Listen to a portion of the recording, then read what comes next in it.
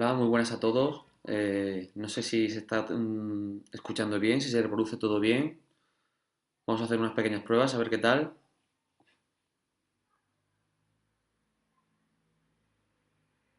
Necesito un poquito de feedback. A ver, ¿me escucháis bien? ¿Todo bien? ¿Se ve bien? A ver qué tal.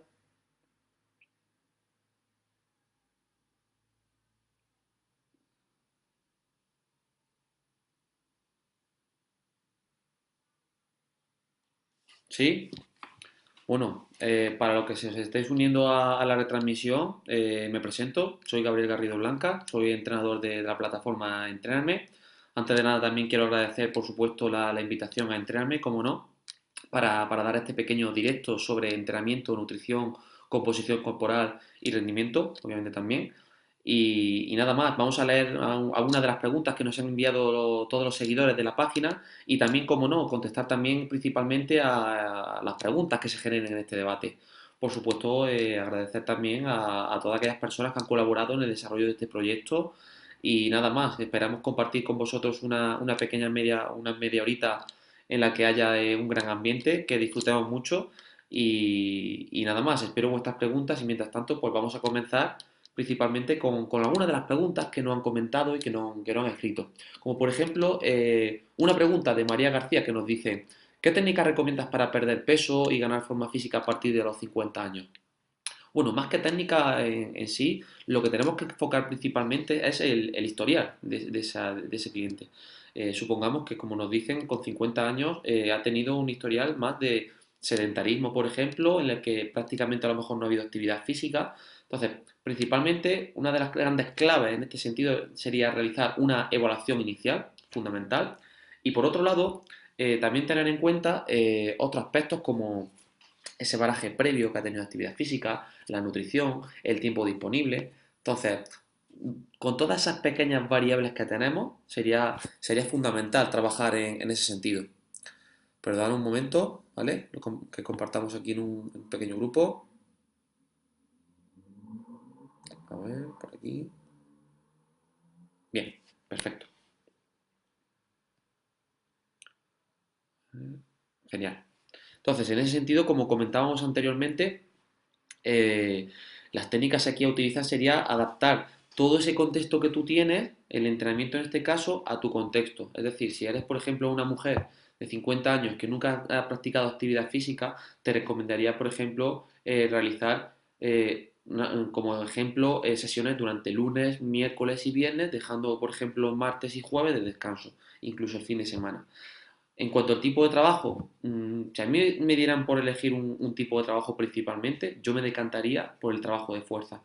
Si nosotros nos vamos a la literatura científica, si nosotros nos vamos principalmente a la base científica, podemos ver que en este sentido el trabajo de fuerza es uno de los grandes pilares dentro del tratamiento de personas, ya sea desde el punto de vista de la composición corporal, ya sea desde el punto de vista del tratamiento de patología.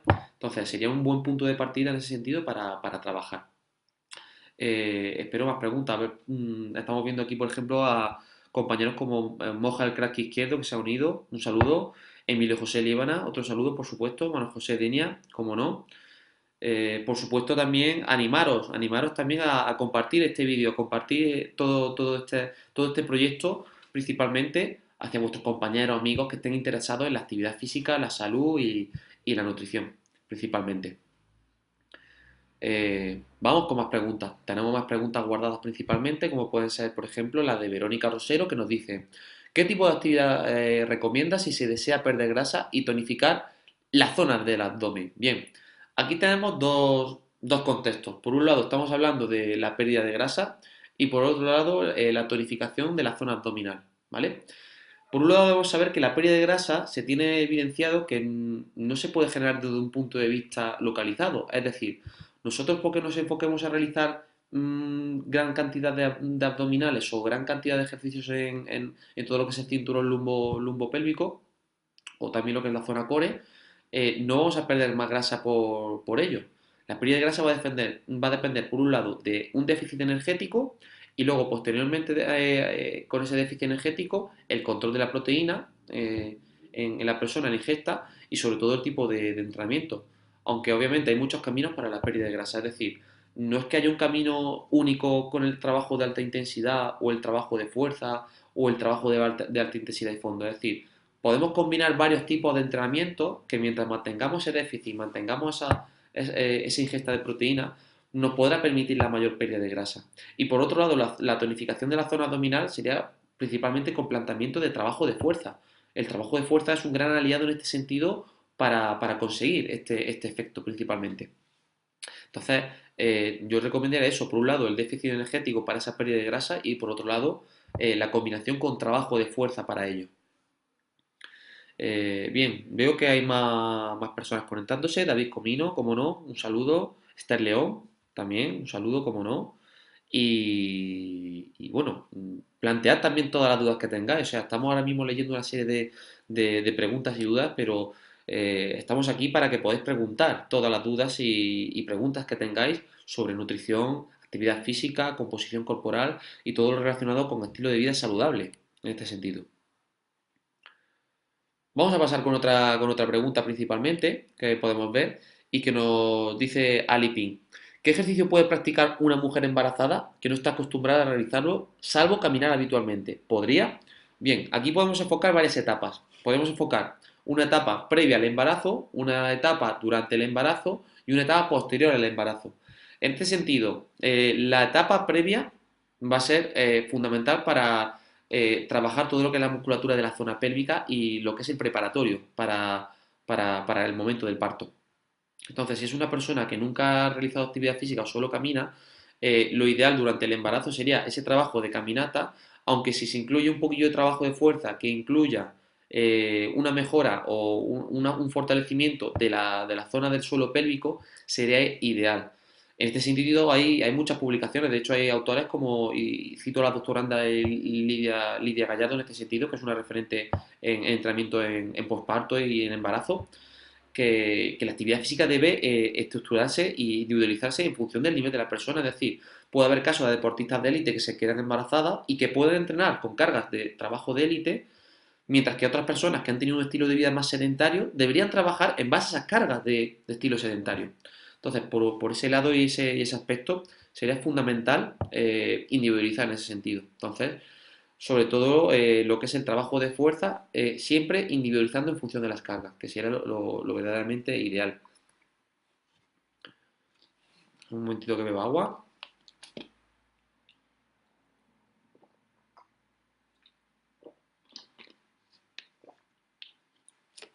Bien, como nos saludamos también a los nuevos telespectadores que nos están viendo.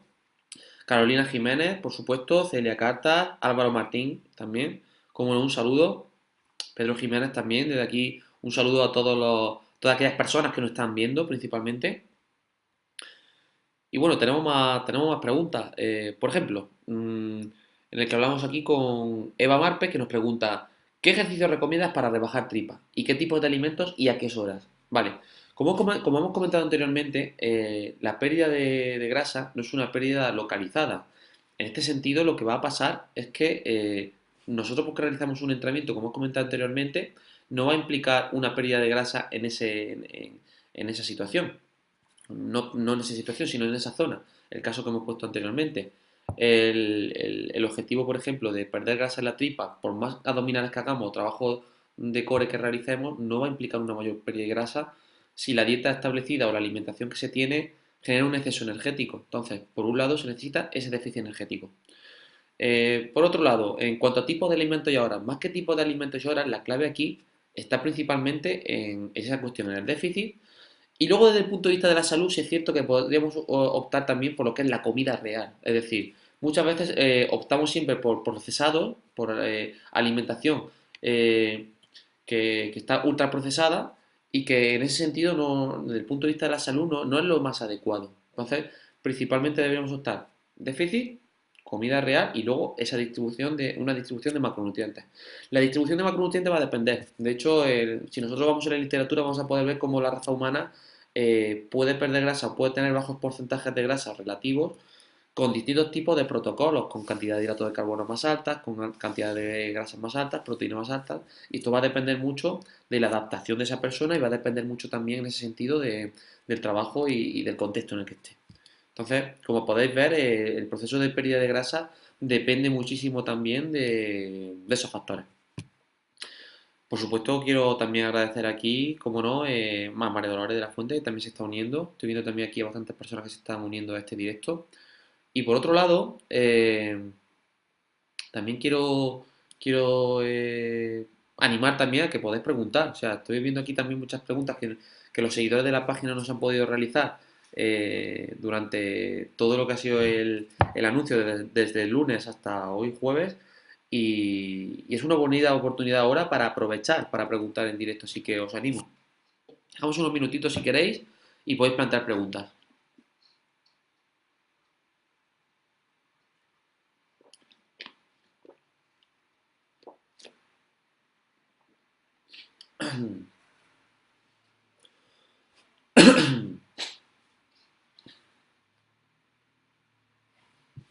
Bien. A ver quién se anima, a ver quién es el primero que se anima con una buena pregunta. Veo raro que los ciclistas aquí que veo no pregunten sobre nutrición, entrenamiento de fuerza, por ejemplo, una temática muy interesante.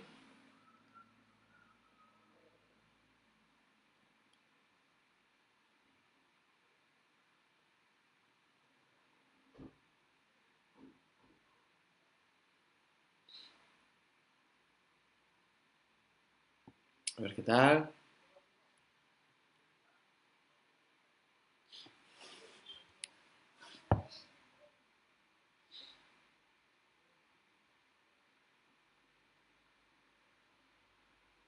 ver qué se anima.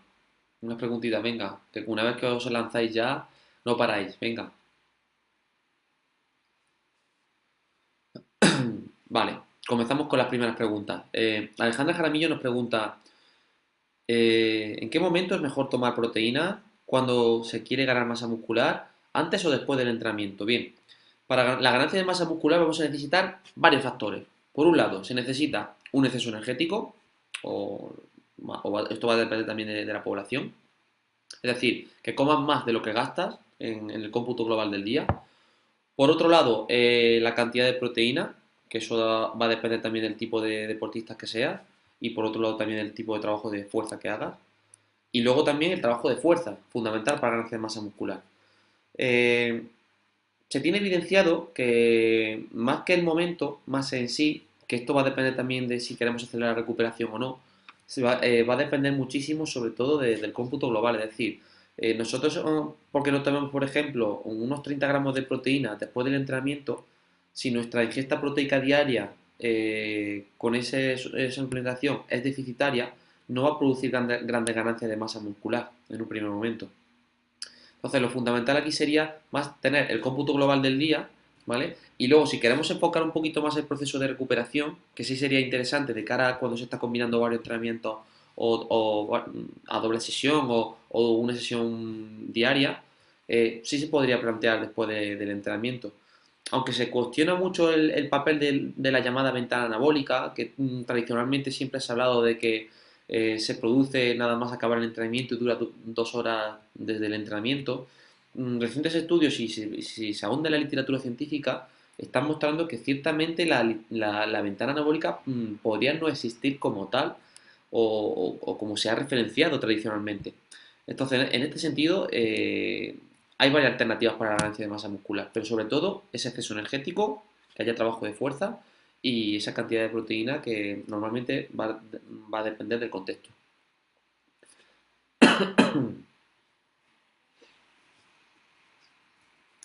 Bien, Carolina Jiménez nos pregunta, hace 2 años me rompí la cabeza del húmero. Lo tengo prácticamente recuperado, pero hay algunas cosas que todavía no puedo hacer. ¿Cómo puedo fortalecerlo? Bien, la cabeza del húmero en este sentido, aquí lo fundamental sería recurrir principalmente a un fisioterapeuta y a un redactador. Aquí uno de los profesionales más adecuados en este sentido para la recuperación total sería un redactador. Por lo tanto, animo desde aquí, desde que consultéis, sobre todo Carolina, a ti, que consultes o busques a un redactador, ya que es especialista en este sentido, y yo no podía darte una recomendación específica de la recuperación total de esa lesión, por supuesto. Así que nada, Carolina, a escribir en tu ciudad, entrenarme y a buscar un redactador que satisfaza toda tu problemática. Bien, seguimos con las preguntas. Bien, vamos con otra. Por aquí. A ver, ¿por dónde estamos? Bien. Raúl Gómez nos pregunta, ¿qué opinas de comer 5 veces al día? ¿Es el desayuno la comida más importante del día? ¿Qué opinas de la I? Ahí entiendo que es ayuno intermitente. Bien, como quiso tres preguntas, vamos a contestar una a una. Antes de nada, ¿come?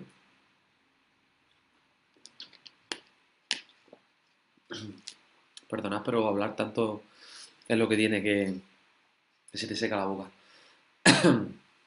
Bien, en cuanto a comer 5 veces al día, a ver, se tiene muy instaurado normalmente que hay que comer 5 veces al día porque sí, porque es lo más saludable, porque si no, si se come en 2 o 3 veces al día es peor para el organismo, implosiona el metabolismo y esto no tiene ninguna evidencia científica. Todavía no se ha salido ningún paper, ningún estudio científico que nos diga si por un lado eh, tomar 5 comidas al día es mejor que comer dos, que comer tres, etcétera. Es decir, se puede comer saludablemente comiendo una vez al día, que comiendo cinco, que comiendo dos, que comiendo tres. Es decir, no hay una recomendación estructurada rígida. Esto debe contextualizarse, debe individualizarse en función del contexto, ¿vale?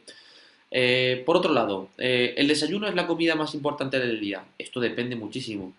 ¿Por qué? Y esto aquí vamos a crear muchísimo debate, estoy convencidísimo. Bajo mi punto de vista, y esto hay que enfocarlo también sobre todo en las edades, porque yo tengo una opinión.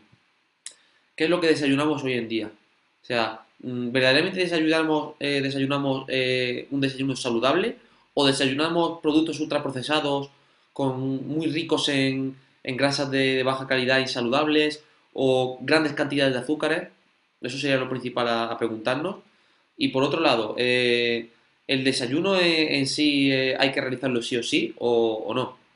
En este sentido, lo principal es que, bajo mi punto de vista, a una persona, si me das a elegir entre desayunar saludable o desayunar comida no saludable, es decir, alimentación muy rica en azúcares, muy rica en ultraprocesados, ausencia de fruta, ausencia de alimentos saludables, yo te recomendaría el ayuno. Si me das a elegir entre las dos cosas. Ahora, metiéndonos ahora y enlazando todo esto en el ayuno intermitente. ¿Qué opino del ayuno intermitente? El ayuno intermitente puede ser una buena alternativa para determinados contextos. De hecho, hay mucha literatura científica actualmente que se está utilizando sobre todo para el tratamiento de patologías, por ejemplo, como diabetes, síndrome metabólico. Entonces, el ayuno intermitente puede ser una buena herramienta para poblaciones especiales.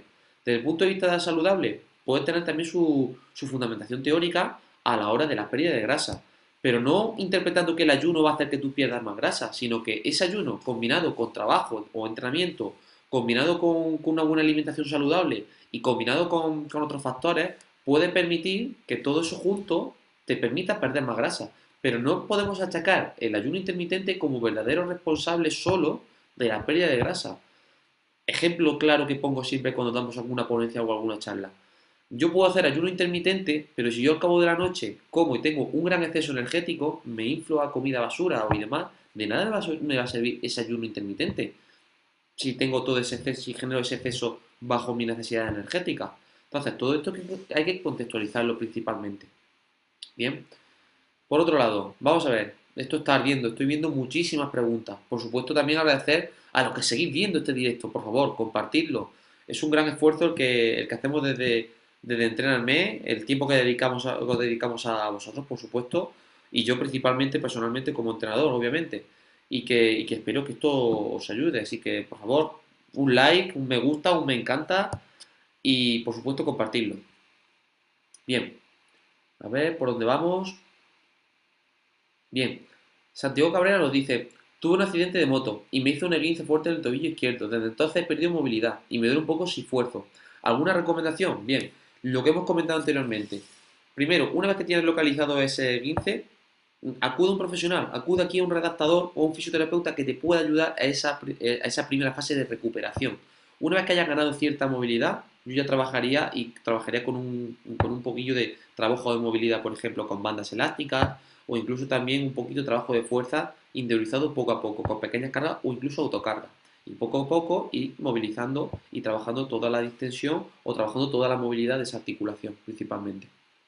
Pero lo principal es eso. Primero acudir a un especialista que te ayude y después poco a poco trabajar con esas premisas.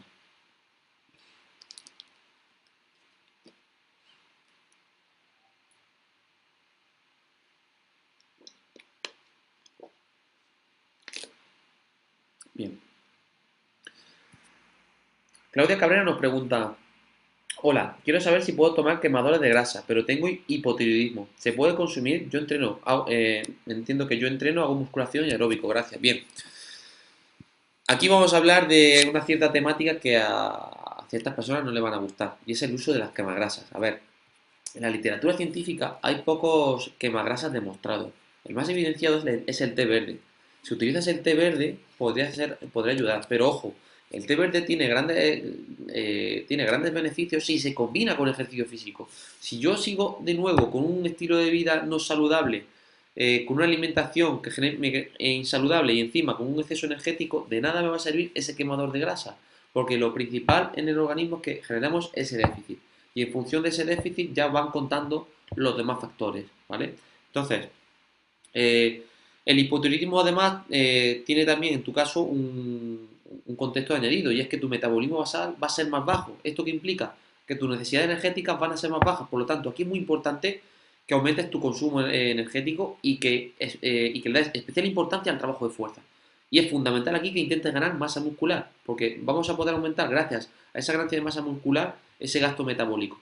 Aparte, por supuesto, de que un médico también te ayude en el tratamiento en el hipotiroidismo en este sentido. Por supuesto, de nuevo, dar la bienvenida a Luis G. Matías, Raúl Ortega, del equipo Power Explosive, un saludo, por supuesto. Más preguntas, viene aquí muchas más preguntas. Vemos. Alejandra Jaramillo nos dice, tengo 43 años, nunca había realizado actividad física, hace un año que hago pesas, ¿es posible ganar músculo todavía a esta edad? Por supuesto. De hecho, esto es uno de los conceptos que siempre hablamos cuando damos alguna ponencia, alguna charla, es que la edad no es un limitante para hacer actividad física, al contrario. O sea, uno no envejece por dejar de hacer, bueno, no en el sentido por dejar de hacer actividad física. En el momento que dejas de hacer actividad física, es cuando vas a envejecer mucho más.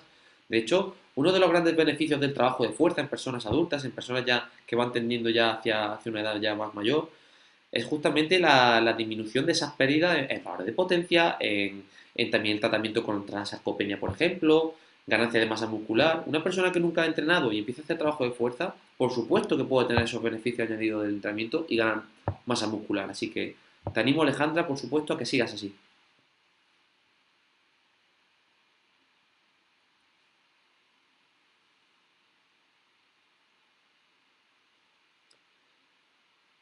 Janina Di Consavila nos dice, hola, tengo una hipertrofia de ligamentos en la cadera, perdón, y cada vez que hago ejercicio con fuerza me vuelve el dolor. Hice terapia, pero no lo suficiente. ¿Qué tipo de ejercicio me recomendarías hacer? Y por otra parte, ¿qué tipo de ejercicio y alimentación puedo tener para disminuir la celulitis de las piernas? Bien, aquí tenemos varias preguntas. Por un lado, decimos, tengo una hipertrofia de los ligamentos de la cadera, entiendo que tienes una distensión. ¿Vale? Entonces, por un lado, aquí es fundamental una valoración del aparato locomotor. Aquí un fisioterapeuta o un readaptador te podría echar una mano en este sentido para trabajar esos componentes. En cuanto a la rehabilitación de la terapia, sería fundamental que pases primero por esa fase de readaptación y una vez que la pases bien, ya comiences con el trabajo físico poco a poco. ¿Qué te recomendaría aquí? El trabajo de fuerza es un gran aliado sin duda. Aquí el trabajo, por ejemplo, con hip thrust o el trabajo con algunos ejercicios globales que te impliquen todo lo que es la cintura de la cadera y, mentira, todo lo que es el cinturón lumbopélvico, podría ayudarte. Pero no obstante, primero acude a esos fisioterapeutas, recupera bien esa lesión. Y una vez que hayas readaptado esa lesión, ponte manos a la obra, incluye trabajo de fuerza en tu vida. Por otro lado, ¿qué tipo de ejercicio de alimentación puedo tener para disminuir la celulitis? Por un lado, una alimentación basada en comida real. Aquí cito, por ejemplo, a un gran compañero que es Carlos Ríos, que defiende mucho el tema de la comida real y que estoy totalmente de acuerdo. Y es que es buscar materias primas. La clave de la alimentación en este sentido es intentar evitar los ultraprocesados y hacer una alimentación basada en materias primas. frutas, verduras, legumbres. Verdaderamente esa debe ser la base de la alimentación. Y por otro lado, también tener en cuenta los ejercicios. Aquí podrías hacer una combinación de trabajo de fuerza junto con trabajo aeróbico. El trabajo aeróbico se puede dividir en muchos. Puedes hacer un día de trabajo de alta intensidad, otro día de más baja intensidad y un poquito más de duración. Creo que la premisa de cuando hablamos desde el punto de vista de la salud es beneficiarnos de todos los puntos, de todos los aspectos positivos de todos los tipos de entrenamiento. Bajo mi punto de vista, si se tiene bastante tiempo, si se tiene tiempo, sería bastante ideal utilizar todo tipo de entrenamiento para poder beneficiarse de todos los beneficios que nos pueden aportar todos estos entrenamientos. Así que nada, Janina, te animo a que sigas así, a que vayas trabajando, que acudas a esos profesionales y adelante. Damos la bienvenida, por supuesto, al asesino, como pone aquí, con Alberto Jonilla, Eufrasio Liébana. Marta Gil nos pregunta, hola Gaby, tiendo a acumular grasa localizada en la zona de los laterales del abdomen, oblicuos. ¿Cuál es el mejor entrenamiento para perderlo y rebajarla? Bien, Marta, siento decirte que no hay unos ejercicios específicos para perder la grasa de una zona localizada, o al menos es lo que la evidencia muestra. Sí es cierto que lo que podrías utilizar principalmente es utilizar rutinas o periodos de pérdida de un déficit energético, es decir, que comas menos de lo que gastas, que le des especialmente importancia a las proteínas que tomas, y luego por otro lado, hacer trabajo de fuerza. El trabajo de fuerza a largo plazo te va a permitir generar una mayor masa muscular y esta masa muscular, con tiempo y con tu correcta fase de definición y de ganancia de masa muscular, etcétera, te van a permitir perder esa grasa que tienes a nivel del abdomen o oblicuo, ¿vale? Pero no obstante, primero enfócalo desde el punto de vista de la salud, realiza actividad física más por salud y poco a poco esos efectos o esos objetivos irán viniendo poco a poco. Estoy convencido. Bien, por supuesto, quiero agradecer a las nuevas personas que os estáis uniendo. Por supuesto, Gabriel Alcántara, un saludo. Y por otro lado, otra pregunta. Damián Sobrino nos pregunta: estoy preparando una maratón y a falta de 2 meses para la prueba, ¿qué alimentos me recomiendas para afrontar con garantías esta parte final del entrenamiento más intenso? ¿Algún suplemento? Bien. Por un lado, Damián, yo te aconsejo que la alimentación, aunque ya estés variando básicamente o estés trabajando en este sentido con ya unos meses previos, la alimentación la cuides tanto en los entrenamientos como en la competición. De nada, no sirve de mucho que la alimentación la tengas descuidada durante toda la parte de preparación y luego los meses previos ya te empiezas a preocupar. Mi recomendación sería, principalmente, por un lado, eh, que cuando vayas a plantear entrenamiento de alta intensidad, optes por una dieta rica en hidratos de carbono, que te permita, por ejemplo, hacer esos esfuerzos de alta intensidad. Y cuando vayas a hacer entrenamiento de fondo, puedes variar con alguna dieta rica en grasas para trabajar más o trabajar más el metabolismo de los lípidos, por así decirlo. Aunque esto va a depender muchísimo de los objetivos y hay muchos caminos para trabajarlo. Cuanto a alimentos, opta siempre por comida real, frutas, verduras y legumbres como base de tu alimentación. Y luego, dependiendo del entrenamiento, varía entre más hidratos de carbono o menos hidratos, dependiendo de los objetivos que establezcas. ¿Vale? Suplementos aquí a destacar. Aquí, por ejemplo, la creatina en periodo de pérdida de grasa y además es un buen aliado para el mantenimiento de la masa muscular y para también el aumento de los depósitos de fosfocreatina, que son verdaderamente importantes para los esfuerzos de alta intensidad y corta duración.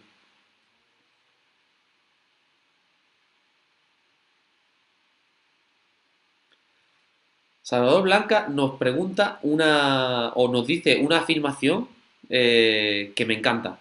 Vamos a desmontar mitos, Gaby. Ilustra a la audiencia sobre esta típica frase que se escucha en el gimnasio. Tienes que hacer 40 minutos de aeróbico, si no, no pierdes grasa.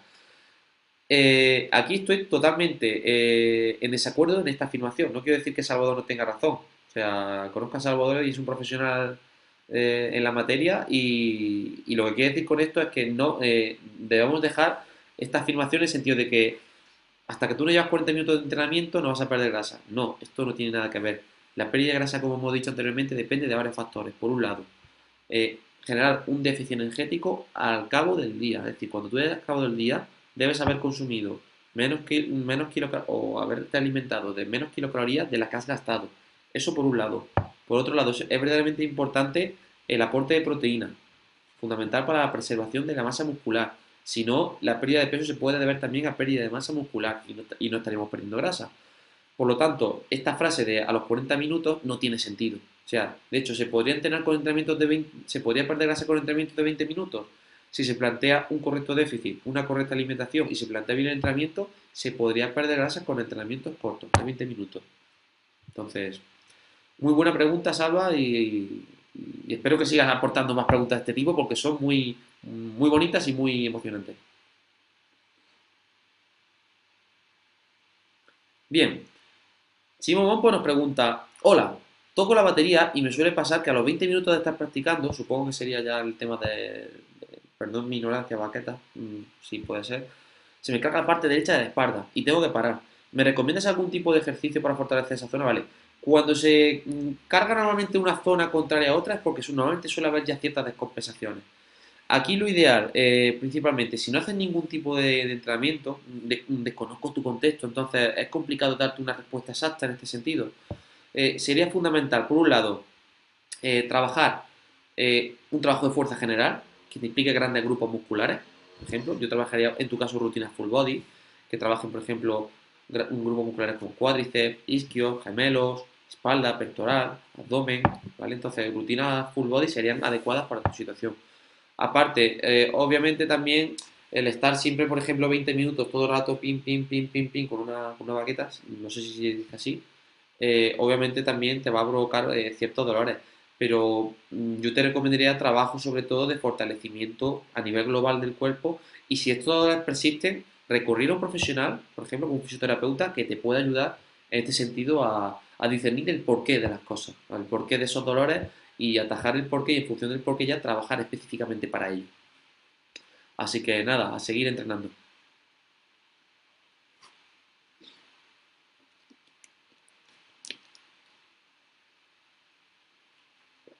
Nos quedan unos minutitos, chicos y chicas. Así que nada, vamos a aprovechar estos 4 o 5 últimos minutitos que nos quedan y, y nada, preguntar las últimas preguntas que tengáis, que nos quedan 5 minutitos para acabar este directo. Bueno, vamos con más preguntas. Mientras van saliendo nuevas preguntas por supuesto, saludar a Pedro Jiménez y a todas las nuevas personas que os estáis conectando a este directo. Vamos con nuevas preguntas que nos han estado dando durante estos días del lunes, desde el lunes hasta el jueves, sobre otras temáticas. Por ejemplo, eh, Ángels Álvarez nos dice, ¿cuántos días a la semana me recomiendas que entrene si mi objetivo es solo tonificar? Hago de cardio, pero objetivo principal tonificar. Bien, aquí debemos diferenciar varias cosas. A mí personalmente, y sobre todo cuando se ve en la literatura, cuando hablamos de tonificar y cuando hablamos de ganar masa muscular, parece que hablamos de procesos totalmente distintos. Es decir, pensamos que nosotros, la masa muscular que la tengamos, cuando hagamos trabajo de fuerza, se va a poner tensa de repente, que entiendo que ese concepto tiene la gente de tonificar, mientras que por otro lado está el proceso de ganancia de masa muscular. Bajo mi punto de vista, no son procesos distintos, sino que está todo englobado. Es decir, Mm, por lo tanto, cuando hablamos de tonificar hay que hacer trabajo de fuerza, eso es lo fundamental. No hablemos de trabajo de tonificación y trabajo de creación de masa muscular. Es que estas dos adaptaciones se van a generar por sí mismas. Entonces, por ese lado, yo lo que te recomendaría es incluir, por lo menos si eres novata, 2 o 3 sesiones de trabajo de fuerza. Si estás comenzando siempre sesiones o rutinas de trabajo global, la denominada rutina full body podría ser un buen comienzo para ti. Y luego algo de cardio, por ejemplo, podría ser adecuado. Se puede combinar el trabajo de cardio con el trabajo de fuerza. Un ejemplo claro. Lunes, miércoles y viernes hacemos una rutina full body de trabajo de fuerza. Podríamos dejar, por ejemplo, martes un trabajo aeróbico. El jueves podemos dar un pequeño descanso después de 3 días de carga. Y luego el sábado meter algo de aeróbico. Entonces, podemos cuadrar esas cargas y esas recuperaciones y poder hacer que te vayas adaptando poco a poco. Entonces, podría ser una recomendación que te sirva. Así que, nada, ánimo, Ángel. Bien, nos quedan 2 minutitos, últimas preguntas y vemos qué tal, ¿vale? Vamos a ver, ¿qué van generando? Bien, Celia Carta nos pregunta, Gabri, ¿la cafeína previa a la actividad afecta a todas las personas? He escuchado que hay personas en las que, perdón, en las que hay personas que no le afecta como si fueran inmunes, ¿es cierto? Esto es cierto. En la literatura científica se tiene descrito a aquellas personas como con el fenómeno responden y no responden ante un determinado suplemento o ayuda nutricional. Esto se debe principalmente a características individuales, es decir, hay personas que le afecta mucho la cafeína y personas que no le afectan. Todos conocemos casos de personas que con un solo café están súper tensas, súper nerviosas, y otras personas que incluso tomándose bebidas muy ricas en cafeína no tienen ningún efecto. Entonces, es cierto. Por lo cual, todas las ayudas ergogénicas no tienen por qué servirle a todo el mundo, va a depender de cada persona y por esto es fundamental la individualización.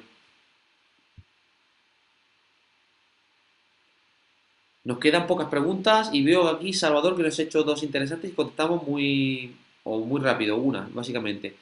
Marcar abdominales y forma errónea de trabajarlo bien.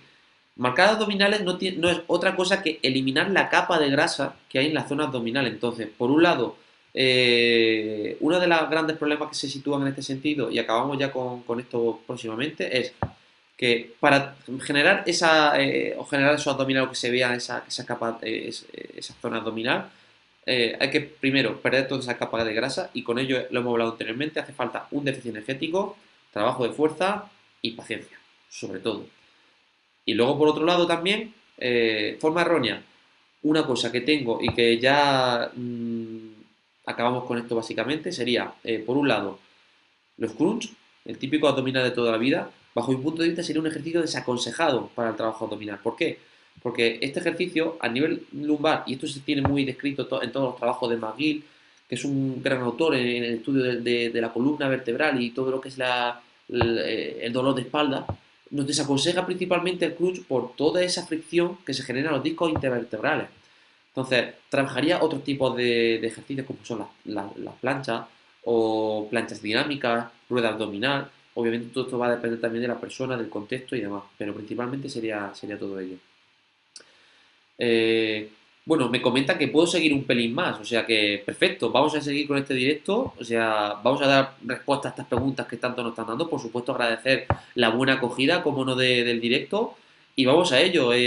Más preguntas. Cinti Gallardo, que de aquí mando un saludo, me dice, hola Gaby, yo sigo el lema de la comida real. Siendo así, ¿tú qué alimentación me recomiendas si quiero ganar masa muscular? Es que no está contradecido una alimentación basada en comida real y ganancia de masa muscular, para nada. De hecho, es que debería ser así. O sea, yo desde aquí también cito, por ejemplo, a Lucía Martínez en este sentido, y sobre todo en el caso de deportistas veganos y vegetarianos, cuando tradicionalmente se ha demonizado o parece que la proteína vegetal en este sentido no tiene validez. Y hay estudios, por ejemplo, que avalan la calidad de la proteína de guisante, el garbanzo, por ejemplo, legumbres también, en este sentido, que pueden ayudar muchísimo en la ganancia de masa muscular. Por un lado, yo recomendaría factores claves, una alimentación basada en frutas, verduras y legumbres. Por otro lado, para la ganancia de masa muscular, un exceso energético que se puede conseguir. Tenemos frutos secos, por ejemplo, para aportar kilocalorías en la dieta y la alimentación. Y por otro lado, el trabajo de fuerza, fundamental también para la correcta o para la ganancia de masa muscular. Aunque sí es cierto que esto va a depender también de la persona. No quiere decir que una persona sedentaria no pueda ganar masa muscular haciendo actividad física aeróbica. Puede ganar también masa muscular, por supuesto. Pero principalmente esas son las grandes premisas que hay que tener en cuenta para todo este tipo de trabajo. Bien, sigamos. Eh, bueno, desde aquí agradezco, por supuesto, las muestras de cariño que estoy viendo desde el directo. Es un placer compartir el conocimiento, echar este buen rato con vosotros. Y seguimos hablando, por supuesto. Me pregunta José Gabriel Fernández. Buenas, Gaby. Para después de los entrenos cañeros, ¿qué me recomiendas? ¿Whey protein o algo más? Mira, después de un entrenamiento cañero podemos tener varias alternativas. Un recovery sería una alternativa muy importante. ¿Por qué? Porque tiene una combinación de hidratos de carbono y tiene una combinación de proteínas que por un lado nos va a poder permitir la aceleración de la recuperación, que es muy importante, sobre todo en periodos de carga, en recuperaciones vueltas por etapas, por ejemplo, en ciclismo, etcétera.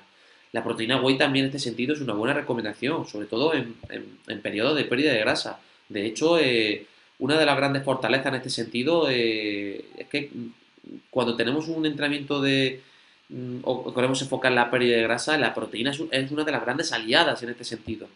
Por lo tanto, después del entrenamiento, una base de proteína whey o recovery sería un buen aporte, una buena recomendación para poder enfocar ese rendimiento o esa planificación que está llevando.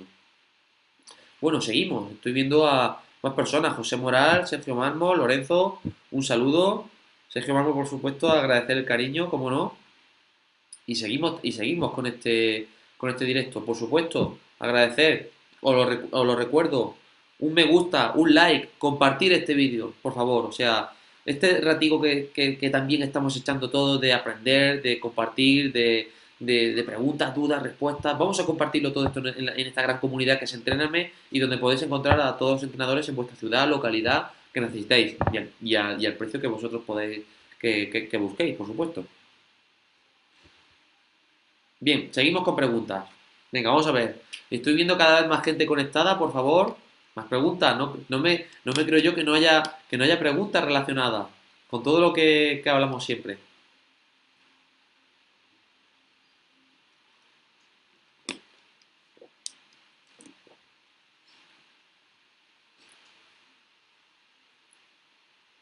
Bueno, mientras van saliendo algunas preguntas en directo, vamos con otras preguntas que tenemos también y que nos han dejado también otros seguidores de la página, como pueden ser, por ejemplo, Galeana Legorburu, perdona si no pronuncio bien el apellido, que nos pregunta, ¿cuántas veces por semana recomiendas hacer HIIT? Bien, el uso del HIIT es una herramienta muy buena cuando se dispone de poco tiempo.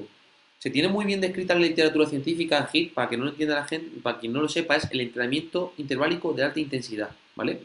Este entrenamiento interválico de alta intensidad nos puede permitir grandes mejoras en muchos apartados desde el punto de vista de la salud, desde el punto de vista del rendimiento. Entonces, vamos a situarnos, pongamos un contexto. Para una persona que está comenzando, un planteamiento de una sesión o dos a la semana como comienzo sería un buen planteamiento, combinado con otros tipos de trabajo, como puede ser trabajo de fuerza o incluso trabajo de resistencia aeróbico de baja intensidad y larga duración. Se podría plantear. Cuando nos enfocamos ya, por ejemplo, ya en deportistas de alto nivel, ya podremos entrar incluso hasta las 2, 3, incluso 4 sesiones, dependiendo del tipo de microciclo que enfoquemos. Es principalmente también por lo que hay que individualizar muchísimo. De hecho, el HIIT es uno de. La metodología de HIIT tiene una gran cantidad de variables a controlar, por lo cual el control del HIIT es un entrenamiento que para controlarlo muy bien con todas las variables que presenta se hace un poco complicado desde el punto de vista de un entrenador, pero que se puede enfocar muy bien desde la perspectiva de un entrenador experto, principalmente.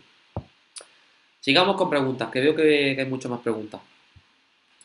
María José CM nos dice, ¿qué tipo de dieta recomienda para aumentar glúteos?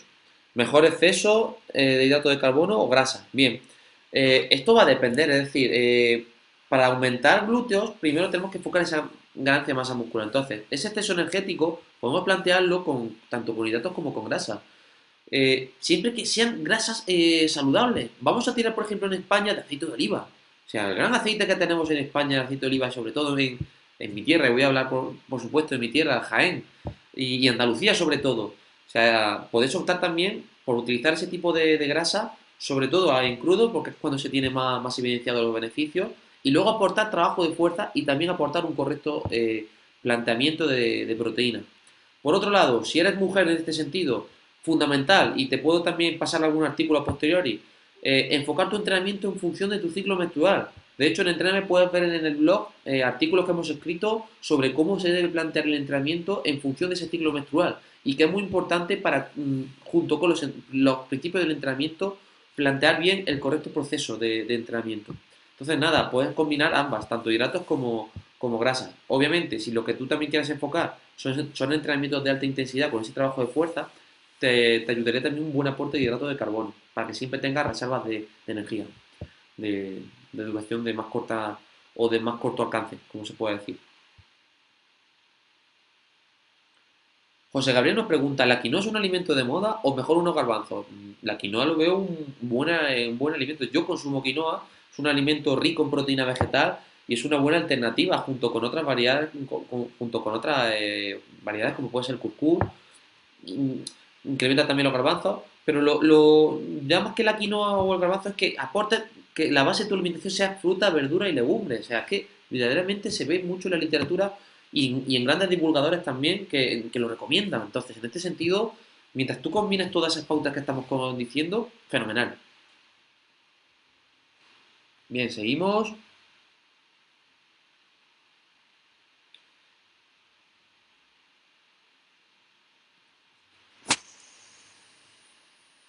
Bien.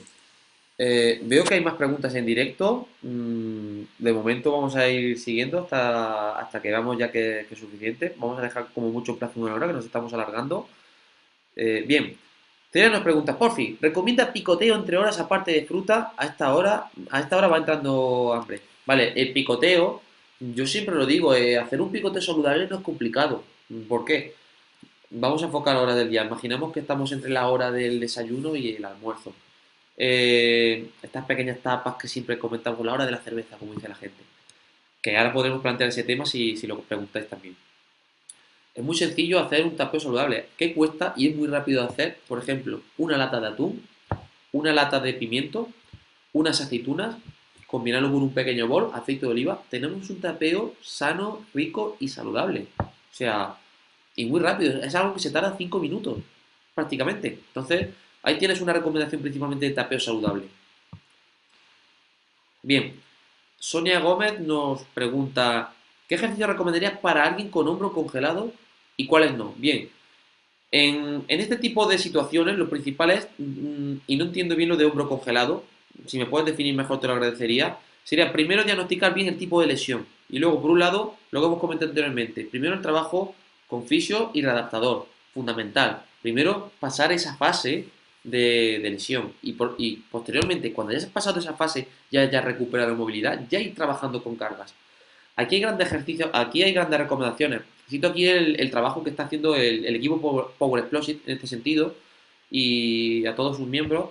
Y sobre todo animo a ver sus vídeos, sobre todo algunos ejercicios como puede ser, por ejemplo, uno de los tutoriales que recuerdo que era el ejercicio YWL más T, que personalmente yo lo aplico en deportistas de alto rendimiento y nos está dando muy buenos resultados.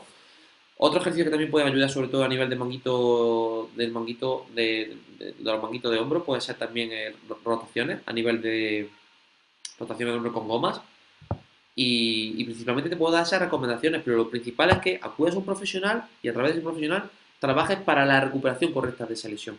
Porque esto va a depender muchísimo. No me puedo aventurar a darte una contextualización rápida sin tener todo, ¿no? Toda la baraja en la mesa, como digo yo.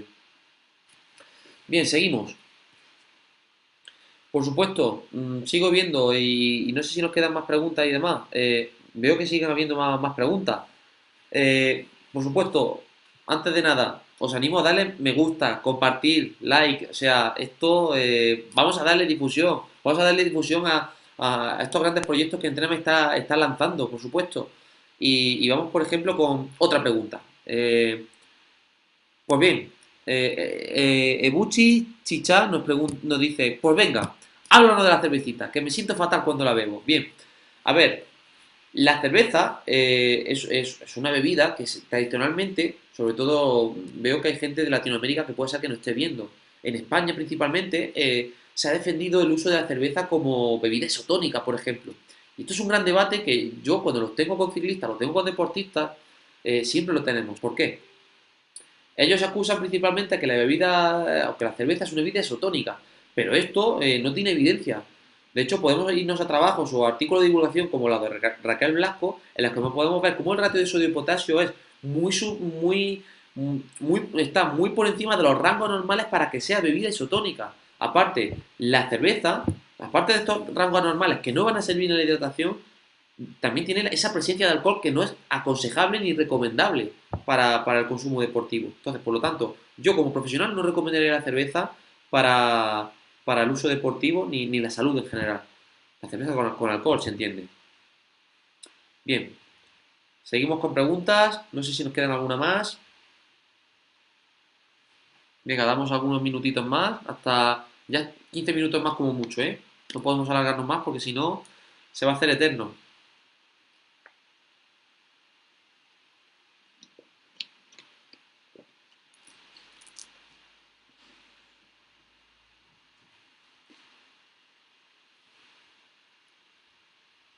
No me creo que no haya más preguntas. Estoy viendo gente que me pregunta cuando voy a competiciones, cuando vamos a eventos, cuando vamos a carreras, sobre entrenamiento por potencia, entrenamientos con encodes, fuerza, velocidad, variables, tecnología 2.0 en el deporte. O sea, hay tantos temas que no me creo yo que no estéis preguntando nada de eso o creo que lo estáis guardando para cuando me veáis en persona. Pero bueno, vamos a ver qué tal. Por supuesto, os animo también a que desde aquí a todas aquellas personas que estéis viendo este directo, que me sigáis en mi perfil, ¿vale? En mi perfil de Facebook, en el que comparto gran cantidad de información, artículos, enlaces, trabajos de otros divulgadores. Por supuesto, hay que animar también todo el apoyo que otros divulgadores están haciendo en este sentido y entrenadores, como no. Y nada, os animo a todo esto, ¿vale? Por supuesto, compartir este vídeo, por favor, ¿cómo no? Venga, bien, vamos a ver qué tal. Por supuesto, saludar a Rosa Delgado, Pilar Fonilla, Oscar Nieto, Joaquín David. María José CM nos pregunta, ¿fruta después de las comidas? No tengo nada en contra de la fruta después de las comidas. De hecho, muchas veces hemos comentado en otros posts, en otros eventos, que ciertos profesionales dicen, no, es que la fruta después de las comidas es mala. Ya, la fruta después de la comida es mala, pero luego el tiramisú que te comes después no es malo. O la palmera Kinder que te comes, eso no es malo. Pero la fruta sí, porque fermenta. No. Te recomiendo que cuanta más fruta, más verdura, más legumbres tomes, mejor. O sea, la fruta nunca hay que decirle que no.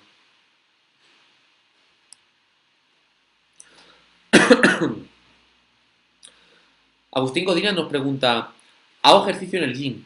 ¿Es una buena suplementación proteína más aminoácidos? Y si como, y si como, y si sí, ¿cómo debo tomarla? Bien, bien, Agustín, vamos a dar aquí unas pequeñas nociones, ¿vale? Cuando hablamos de proteína y aminoácidos indistintamente, no tiene sentido porque las proteínas en sí ya son cadenas de aminoácidos. Entonces, aquí lo ideal después de un trabajo de fuerza es que tú tomes un buen aporte de proteína. Lo más recomendado en este sentido sería la proteína whey, es la más evidenciada. Incluso también proteínas vegetales, que también es suplementación con proteínas vegetales. Hay marcas que trabajan con ellos, por ejemplo. Entonces, en este sentido, más que un aminoácido en sí, que tengas un buen aporte de proteína y de calidad. Eso es fundamental. Y luego, para la ganancia de masa muscular, que tengas ese exceso energético y planteas bien el trabajo de fuerza. Muchas veces me da la impresión que nos centramos siempre en los pequeños detalles de este suplemento, esta pequeña cantidad de proteína después de tantas horas. Y verdaderamente es que depende de todo el cómputo global, señores y señoras. El cómputo global verdaderamente es el verdadero aliado en este sentido. Es decir, que tengamos ese exceso, que tengamos buenos hábitos de alimentación, comida saludable, cantidad de proteína adecuada. No sé si he comentado el trabajo de fuerza, son tantas variables ya que se le puede ir un poquito, pero verdaderamente todo eso es lo fundamental. Bien, seguimos. Por supuesto, saludar a Patrick Martínez Cano de aquí, un saludo. Bien, seguimos. Nos quedan ya unos minutitos, ¿eh? Ya, verdaderamente, unos minutitos ya acabamos las últimas preguntas. Aprovechad que nos quedan 10 minutos para acabar este fantástico directo. Gracias sobre todo a la invitación a entrenarme, por supuesto, y a todos los que estáis viéndolo, por supuesto. Sin vosotros nada de esto tendría sentido.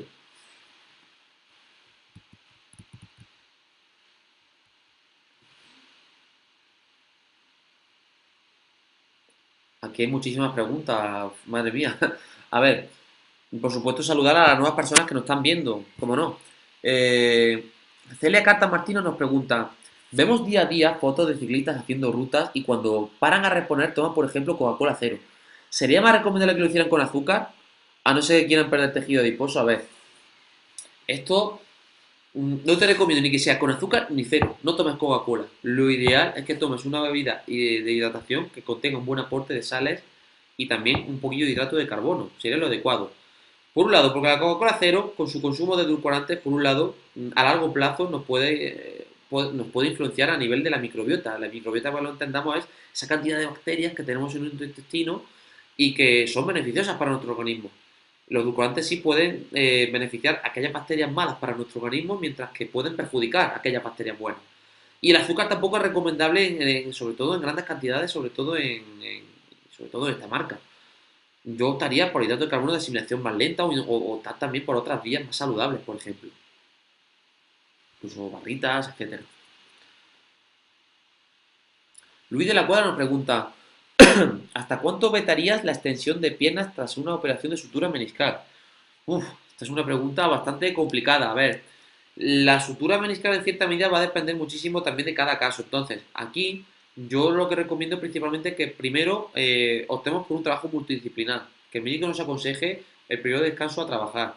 Luego un fisioterapeuta que ayude al trabajo de los rangos articulares con sus terapias. Aquí luego un readaptador también que permita esa incorporación luego a posteriori. Y luego aquí el entrenador que nos permita ya la adaptación a las cargas. Entonces, principalmente la extensión va a depender también del tipo de sutura meniscal que tenga y del rango y del momento en el que estés en esa situación.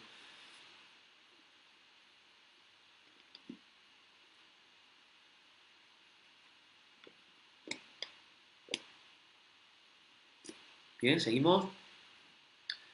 Sergio Marmo nos pregunta, ¿cuál es tu opinión sobre salir a entrenar en ayunas? Mi opinión, bueno, es un recurso que está ahí, que puede ser una buena alternativa para determinados objetivos, pero que no debe ser una única, que no debe ser como se está planteando muchas veces hoy en día. Yo he visto a gente realizar entrenamientos en ayunas con las creencias de que van a generar mayores pérdidas de grasa.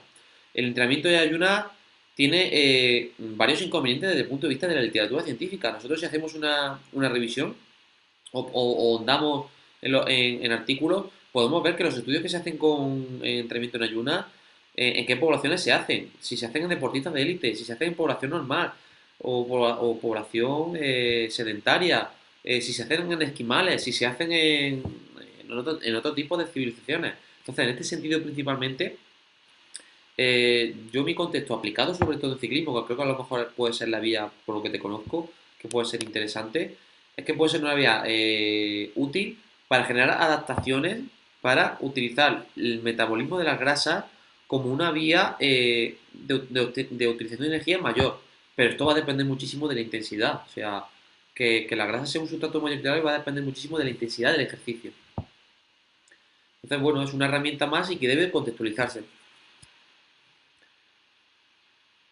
María José CM nos pregunta, ¿combinar 2 días de fuerza, 1 hora y uno de cardio? A ver, perdón, 2 días de fuerza de 1 hora y una sesión de cardio de 5 kilómetros a la semana, ¿es válido para mantener el mismo peso día de descanso? Puede ser válido siempre que tú controles bien tu ingesta y tu alimentación, por supuesto. Que más que un entrenamiento u otro depende de todo el cómputo global. O sea, de nada me sirve ese déficit energético si no si no hago entrenamiento para preservar masa muscular o ganar, pero tampoco me sirve de nada, entre comillas, no sirve el entrenamiento si no genera, si no hay un correcto balance nutricional y también en ese sentido una correcta alimentación. Esto no quiere decir que las dos combinadas no se entrelacen, es decir, no es que haya un efecto por un lado o en el otro, es que el entrenamiento influye en la alimentación, pero es que la alimentación también influye en el entrenamiento. Entonces, en este sentido, se puede optar también. Como tú lo planteas, se podría hacer. Ayuno intermitente de deporte de larga duración. A ver, puede ser una alternativa bastante interesante, pero depende de los objetivos. Es decir, si yo, por ejemplo, tengo una sesión de alta intensidad en ayuno intermitente y con depósito de glucógeno despreccionado y he hecho un protocolo previo, si yo mi objetivo es generar grandes picos de potencia o generar valores interesantes de potencia en deporte de resistencia, este ayuno intermitente me va a perjudicar bastante en este sentido. Entonces, el ayuno intermitente hay que contextualizarlo y ver los objetivos. No hay que aplicar ayuno intermitente a una metodología porque sí, ala, primero contextualiza, saca objetivos y en función de esos objetivos vamos a ver la metodología de entrenamiento y aplicarla.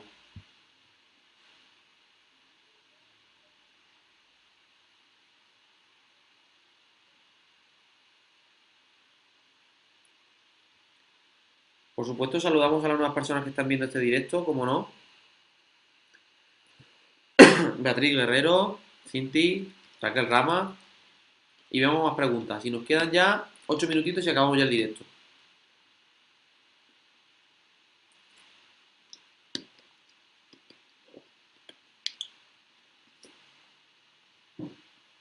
Bien, Chamacoperro Albornoz Barros nos pregunta, ¿sostienen beneficios con el training más sobre el EPOC y el umbral láctico? Habría que haber estudios sin conflictos de intereses, porque el problema de muchos de los estudios que hay es que están financiados básicamente también por muchas de las marcas que tienen estas máscaras. Y aparte luego también la medición del EPOC. Sería necesario hacer una literatura más exhaustiva, pero desde el punto de vista del entrenamiento de alta intensidad, la máscara de EPOC en sí no consigue que entres menos aire. ¿No? Es decir, puede captar, perdón, menos aire en este sentido, pero Verdaderamente lo que influye mucho, sobre todo, o lo que intenta simular estas máscaras, son los entrenamientos en altura. Y esto depende mucho de la presión parcial de oxígeno, que sí varía respecto el nivel del mar respecto a la altura.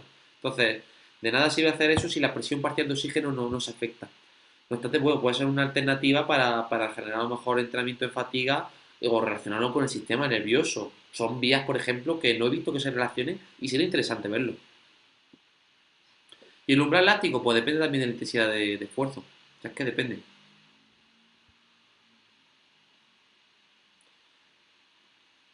También nos preguntan, ¿carbohidratos en la noche? Bueno, los carbohidratos en la noche no son unos enemigos, sobre todo con enfocarse en la pérdida de grasa.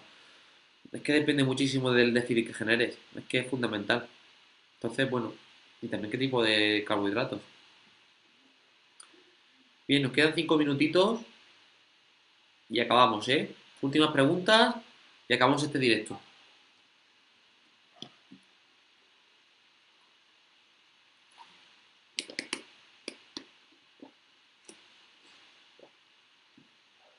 En estos últimos 5 minutos quiero aprovechar, de nuevo, recordarlo, compartir este vídeo. Sé que soy pesado, pero darle me gusta, me encanta. Y por supuesto que podáis, y si queréis, podemos también luego dar otros directos o hablar sobre otras temáticas si os interesan. Podéis poner en la descripción algunas temáticas que os resulten interesantes para nosotros tenerlo en cuenta para próximos vídeos y sobre todo directos. Así que nada, cualquier duda que tengáis, ponedlo.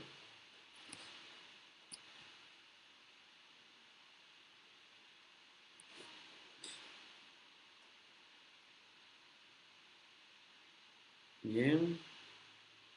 Bueno, mientras nos vienen algunas preguntas y quedan... Ah, bueno, hay aquí, vale.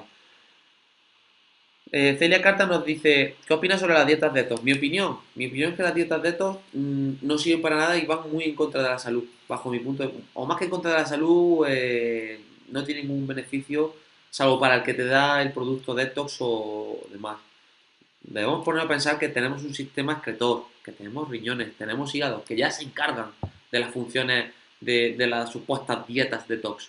Entonces, mi recomendación es que no sigas dietas detox, que sigas una dieta saludable, basada en frutas, verduras y legumbres, proteínas saludables, grasas saludables, etcétera.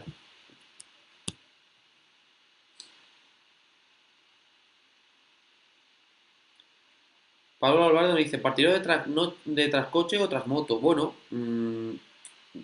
¿qué medios tenemos? O sea, no es que yo sea partidario de una cosa u otra, yo, yo bajo mi punto de vista creo que lo fundamental siempre es adaptar todo el ciclista en base a sus medios. O sea, cuando un deportista no tiene medios, tenemos que trabajar con lo que hay. O dentro de lo que hay, o de las posibles debilidades, trabajar esas pequeñas fortalezas que podamos sacar. Entonces, bueno, trabajar en trascoche no tiene mucho sentido, por ejemplo, cuando se tiene altas velocidades, se generan muchas cadencias, porque uno de los problemas que tiene el generar mucha cadencia es que la generación de fuerza es mínima. Si nosotros hacemos una gráfica en la que pongamos por un lado la fuerza y pongamos por un lado la velocidad, cuanto mayor sea la velocidad tendiendo a infinito, la fuerza va a ser prácticamente un valor cero. Por lo tanto, el valor de la potencia en vatios va a ser cero. Y lo mismo pasa con fuerza. Si generamos mucha fuerza, de tal manera que nuestra velocidad sea prácticamente cero, nos quedamos prácticamente con una potencia cero.